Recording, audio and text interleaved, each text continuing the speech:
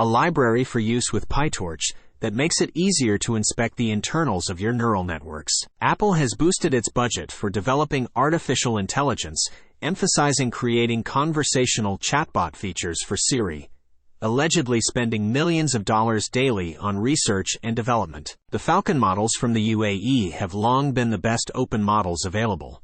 The newest 180B parameter model slightly outperforms Llama 270B and has a 2K context window. The models have historically been quite tunable.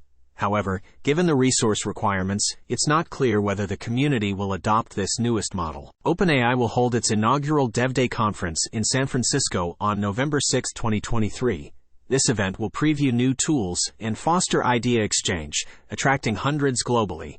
Currently, over 2 million developers use tools like GPT-4 and DALL-E through OpenAI's continuously updated API. PPO is a pain in RLHF because you need to have 3 models floating around.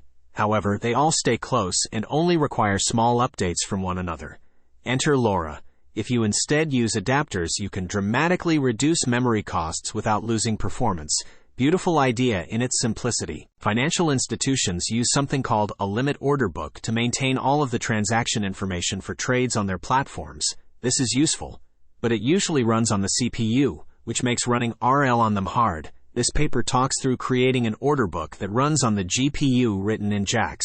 This study delves into the complexities of 3D face animation driven by speech, highlighting 2 important aspects: global factors that change how the face moves over time, composite nature, and how different parts of the face move independently based on local muscles, regional nature. Using a pre-trained text-to-image model to edit videos produces dreamlike and strange results. TokenFlow is much smoother and maintains many semantic and structural features of the original video.